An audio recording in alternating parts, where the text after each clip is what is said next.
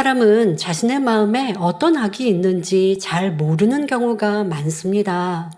특히 교만과 같이 본성 깊은 곳에 뿌리를 내리고 숨어 있는 죄성은 스스로 발견하지 못할 때가 많지요.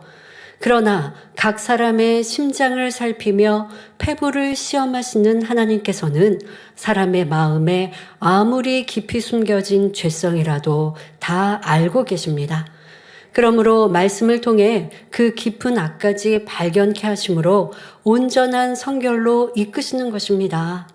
오늘도 말씀을 통해 자신을 발견하고 깨우치는 은혜가 임하여 참된 변화와 생명으로 나오는 축복의 시간이 되시길 바랍니다. 지난 시간 5절에서 엘리바스는 욥에게 내 악이 크고 내 죄악이 극하다라고 정죄를 내렸기 때문에 오늘 6절부터는 왜 그러한지를 여러 가지 예를 들어서 설명하고 있습니다. 욥기 22장 6절에 까닭 없이 형제의 물건을 볼모 잡으며 헐벗은 자의 의복을 벗기며 말합니다. 여기서 볼모란 약속 이행의 담보로 상대편에 잡혀두는 사람이나 물건을 말합니다. 따라서 까닭 없이 형제의 물건을 볼모 삼는다라는 것은 다른 사람의 재산을 부당하게 담보물로 잡거나 보증서게 만든다는 의미입니다. 또 헐벗은 자의 의복을 벗긴다는 것은 가난한 자의 모든 것을 빼앗아가는 행위를 말합니다. 즉 가난한 사람에게 조금 남아있는 것까지 다 빼앗아 수치를 당하게 만드는 것이죠. 엘리바스는 바로 욥이 이처럼 악을 행하는 사람이라 말하고 있는 것입니다. 엘리바스가 처음부터 욥을 비난했던 것은 아닙니다. 자, 그런데 변론을 하다 보니 감정이 격해지면서 욥 너는 악하고 남을 해롭게 한 사람이라며 전과는 엄청나게 다른 말을 하고 있습니다. 이어지는 욥기 22장 7절도 마찬가지입니다. 가난 자에게 물을 마시우지 아니하며 줄인 자에게 식물을 주지 아니하였구나 말합니다. 만일 타는 듯한 사막에서 물을 구할 수 없다면 또 먹을 것이 없어 몇 날 며칠 굶주린다면 얼마나 고통스럽겠습니까? 그런데 엘리바스는 욥이 가란 자, 즉 목마른 자에게 물을 주지 않았으며 굶주린 자에게 먹을 것을 주지 않았다고 말합니다. 줄인 사람에게 음식을 주지 않으면 그 생명의 빛이 꺼지도록 방치하는 것과 같기에 인간의 잔인성을 나타냅니다. 그러니 엘리바스는 욥아, 너는 사람도 아니다. 사람으로서의 가치도 없다. 너는 참으로 잔인한 사람이다. 라는 의미를 담아 판단, 정죄하고 있는 것입니다. 이어지는 욥기 22장 8절 9절에 권세 있는 자가 토지를 얻고 존귀한 자가 거기서 사는구나. 내가 과부를 공수로 돌아가게 하며 고아의 팔을 꺾는구나 말합니다. 과부를 공수로 돌아가게 하며 고아의 팔을 꺾는다라는 것은 과부나 고아처럼 불쌍한 처지에 있는 사람을 구제하지 않고 공수로, 즉 빈손으로 돌려보내며 박대한다는 말입니다. 엘리바스는 욥에게 너는 권세도 있으며 토지도 많고 존귀한 위치에서 이렇게 인정 없고 모질게 행한 사람이다 라고 정죄하는 장면입니다. 그런데 엘리바스는 왜 이렇게 욥을 판단하며 정죄하는 것일까요? 이는 평소에 욥을 시기 질투했던 마음이 악한 말로 나오는 것입니다. 그러나 우리는 다른 사람이 권력이나 부를 누리는 것에 대해 이렇다 저렇다 말할 필요가 없습니다. 그들의 중심은 하나님만 알고 계시기 때문입니다. 하나님 외에는 어느 누구도 내가 옳다라고 말할 자격이 없습니다. 로마서 3장 10절에 기록한 바 의인은 없나니 하나도 없으며 말씀한 대로 하나님의 말씀에 비추어 볼 때 죄가 없는 사람은 아무도 없지요. 또 태어나면서부터 지금까지 오직 진리이신 예수 그리스도로부터로만 가르침을 받아온 사람은 아무도 없습니다. 그러므로 어느 누구도 예수 그리스도의 보혈의 공로 없이는 의롭다함을 받을 수 없으며 남을 판단할 자격이 없음을 알아야 합니다. 엘리바스로부터 터무니없는 비난을 들은 욥은 너무나 억울했습니다. 이전에 엘리바스가 욥을 칭찬했던 말을 다시 한번 살펴보겠습니다. 욥기 4장 3절 4절에 전에 내가 여러 사람을 교훈하였고 손이 늘어진 자면 강하게 하였고 넘어져가는 자를 말로 붙들어 주었고 무릎이 약한 자를 강하게 하였거늘 말하였죠. 엘리바스는 처음에는 사람들로부터 욥에 관해 들었던 말 중에 좋은 말을 가지고 욥을 위로했습니다. 그런데 욥과 계속 부딪히면서 악이 발동되니 이제는 전에 들었던 말 중에 악한 말들을 끄집어내어서 욥에게 쏟아붓고 있는 것입니다. 욥의 친구가 전에는 욥을 칭찬했는데 나중에는 정반대의 말로 판단하며 비난하는 지금의 이러한 상황들, 이러한 엘리바스의 마음을 우리는 정확히 알아야 합니다. 나에게 유익이 되면 좋아하고 상대를 좋아하고 상대가 나에게 유익이 되지 않는 것 같으면 싫어하는 것이 바로 육의 사람의 마음입니다.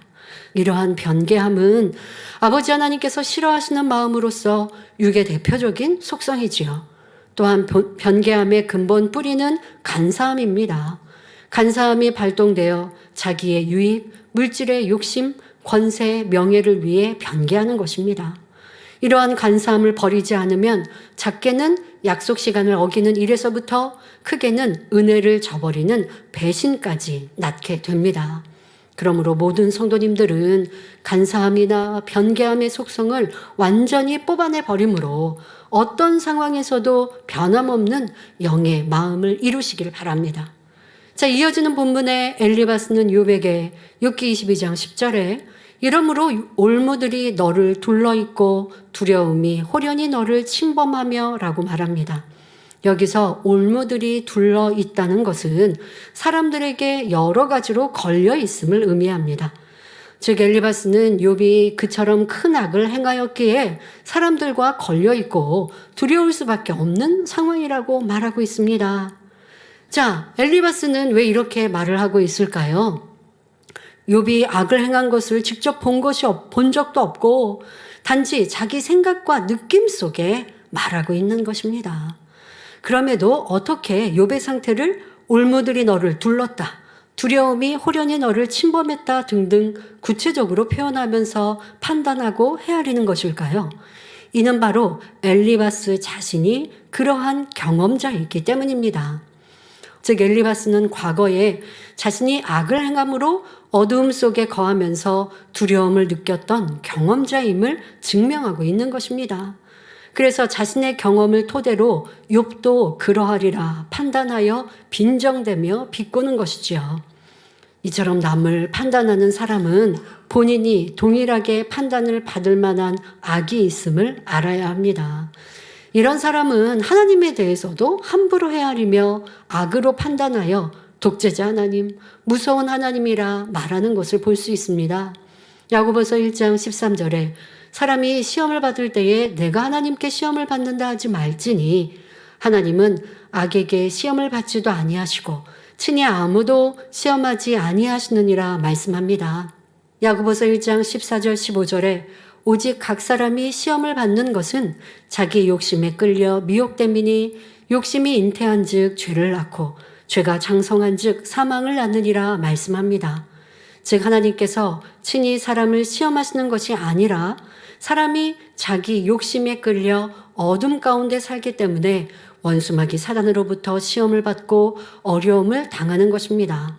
만일 마음에 악이 없고 선만 가득하다면 남의 티를 보려고 하지 않으며 더구나 판단 정지하려고 하지 않습니다. 욥은 엘리바스가 판단하는 것처럼 악해서 하나님의 저주를 받은 것이 아님을 알아야 합니다. 이어지는 본문을 보면 욥기 22장 11절에 어두움이 너로 보지 못하게 하고 창수가 너를 덮느니라 말합니다. 여기서 어두움이란 마음속의 어두움을 의미합니다.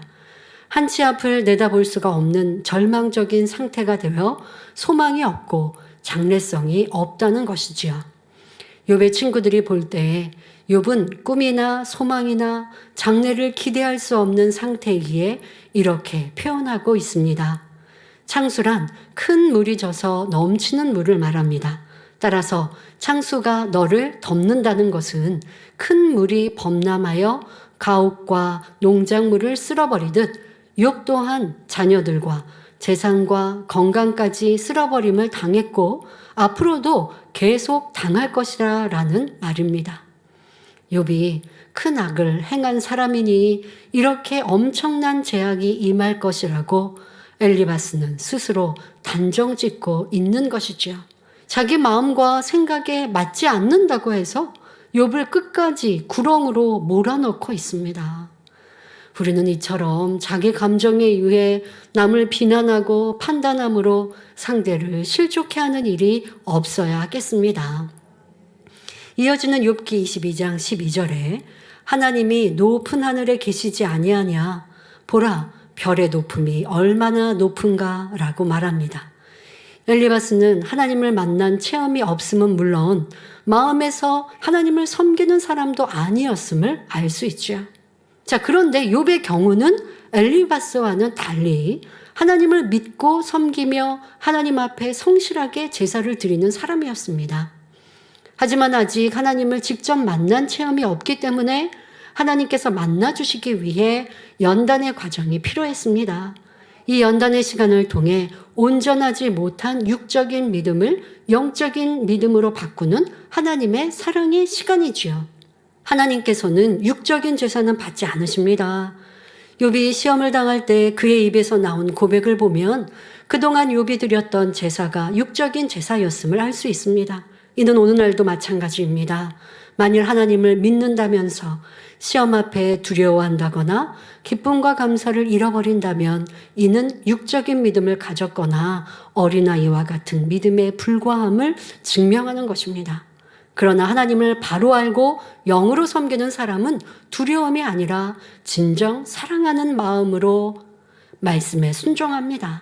이런 사람들은 당연히 하나님께서 받으시는 영적인 제사, 즉 삶에서 항상 하나님을 인정하며 그 뜻대로 살아가니 하나님께로부터 응답과 축복을 받아가지요. 하나님께서는 욥에게도 바로 이러한 사랑의 관계를 원하시기 때문에 연단을 허락하셔서 그를 만나주시기 위한 작업을 하고 있는 것입니다. 자, 그러나 엘리바스를 비롯한 욥의 친구들은 욥과는 또 달라요. 하나님을 섬기지도 않았고 더구나 만난 적도 없기에 하나님이 멀게만 느껴졌습니다. 엘리바스가 이렇게 하나님께서 높이 계신다는 사실을 비우들어 설명한 다음에 이어서 말합니다. 욥기 22장 13절 14절에 그러나 내 말은 하나님이 무엇을 아시며 흑암 중에서 어찌 심판하실 수 있으랴 빽빽한 구름이 그를 가리운즉 그가 보지 못하시고 궁창으로 걸어다니실 뿐이라 하는구나 말하였습니다. 이는 욥이 하나님께서 욥 자신의 고통을 알지 못하신다라고 한 말에 대해 반박하는 말입니다.